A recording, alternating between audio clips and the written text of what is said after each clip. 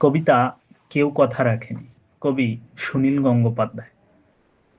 কেউ কথা রাখেনি। ৩৩ বছর কাটলো, কেউ কথা রাখেনি।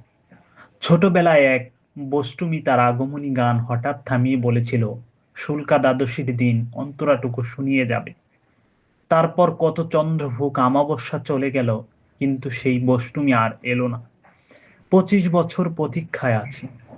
মামা বাড়ির মাঝি নাদের আলী বলেছিল, বড় হও দাদা ঠাকুর, তোমাকে আমি 3 প্রহরের বিল দেখাতে নিয়ে যাব।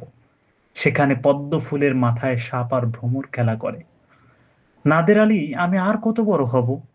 আমার মাথায় এ ঘরের ছাদ ফুঁড়ে আকাশে স্পর্শ করলে তারপর তুমি আমায় 3 প্রহরের বিল দেখাবে?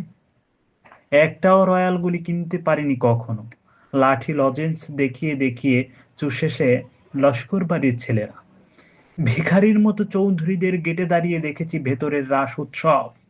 অবিরল রঙের ধারায় মধ্যে সুবর্ণ কঙ্কন পরা ফর্সা রমণীরা কত রকম আমোদে হেসেছে। আমার দিকে ফিরেও তাকায়নি তারা। বাবা আমার কাঁধ ছুঁয়ে বলেছিল, দেখিস একদিন আমরাও। বাবা এখন অন্ধ। আমাদের দেখা হয়নি কিছুই। সেই রয়্যালগুলি, সেই লাঠি লজেন্স, সেই রাস উৎসব আমায় কেউ ফিরিয়ে দেবে না।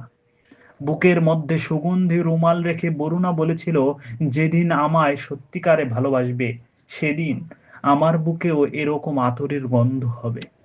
ভালোবাসার জন্য আমি হাতের মুঠোয় প্রাণ নিয়েছি। দুরন্ত ষাঁড়ের চোখে বেঁধেছি লাল কাপড়। বিশ্ব সংসার তন্ন তন্ন করে খুঁজে এনেছি 108টা নীল পদ্ম। তবু কথা রাখেনি বরুণা। এখন তার বুকে শুধুই মাংসের গন্ধ। এখনো সে যে কোনো নারী। কেউ কথা রাখে। 33 বছর কাটলো, কেউ কথা রাখেনি।